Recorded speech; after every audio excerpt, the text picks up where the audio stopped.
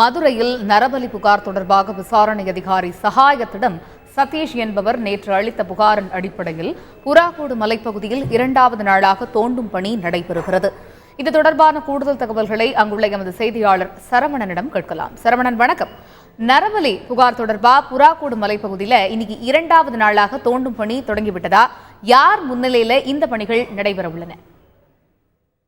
மதுரை மாவட்டம் மேலூர் தாலுகா வாச்சம்பட்டியில் வசிக்கக்கூடியவர் சதீஷ் என்ற ஸ்டாலின். இவர் விசாரணை அதிகாரி சகாயத்திடம் ஒரு புகார் மனு அளித்திருந்தார். அந்த புகார் மனுவில் தான் இந்த இடத்தில் ஒருவரை புதைத்த போது பார்த்ததாகவும் அது நரபலி கொடுக்கப்பட்டிருக்கலாம் என்று புகார் கூறியிருந்தார். அந்த இடத்தில் தான் தற்போது நின்றுட்டுருக்கிறோம். அதாவது திருப்பத்தூர் ரோடு, அதாவது மதுரையிலிருந்து திருப்பத்தூர் செல்லும் அந்த தேசிய நெடுஞ்சாலையில் தான் இந்த இடத்தை காட்டுகிறார் அந்த கம்ப்ளைண்ட் சொல்லக்கூடிய அந்த ஸ்டாலின் சொல்லியிருக்கிறாரு. இந்த இடத்துல பார்த்தீங்கன்னாக்கா இப்போது 6 அடிக்கு 7 அடி நீள அகலங்களில் 2 அடி ஆழம் நேற்று தோண்டப்பட்டது. நேற்று மாலை 4:30 மணிக்கு இந்த தோண்டும் பணி தொடங்கியது.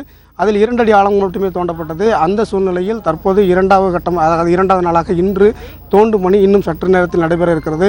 தற்போது காவல்துறையினர் மற்றும் வருவாய்த்துறையினர் தற்போது அந்த சம்பவத்தில் இருக்கிறார்கள். ஆனால் மருத்துவக் குழுவினர் இன்னும் வரவில்லை. மருத்துவக் குழுவர்கள் வருவார்கள் என்ற ஒரு வருகை தருவதற்காக தற்போது பணிகள் நிறுத்தப்பட்டுள்ளது. மருத்துவக் குழுவினர் தற்போது வந்து கொண்டிருக்கிறார்கள் என்ற ஒரு தகவலும் காவல்துறை தரப்பில் சொல்லப்படுகிறது.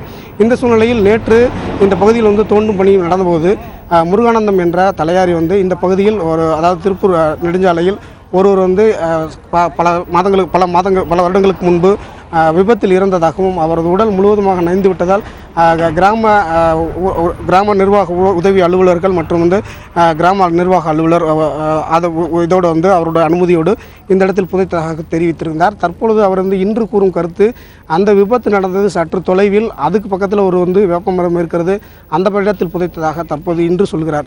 அவருடைய கருத்துக்கள் முன்னுக்கு பின் முரணாகவும் மாறுபட்டதாகவும் இருக்கிறது. எனவே இது விபத்தில் இறந்தவர் புதைக்கப்பட்ட இடமா அல்லது புகார்தாரர் கூறிய இடத்தில் வேறு எதுவும் புதைக்கப்பட்டிருக்கிறார்கள் என்ற ஒரு குழப்பமான சூழ்நிலை நிலவுகிறது.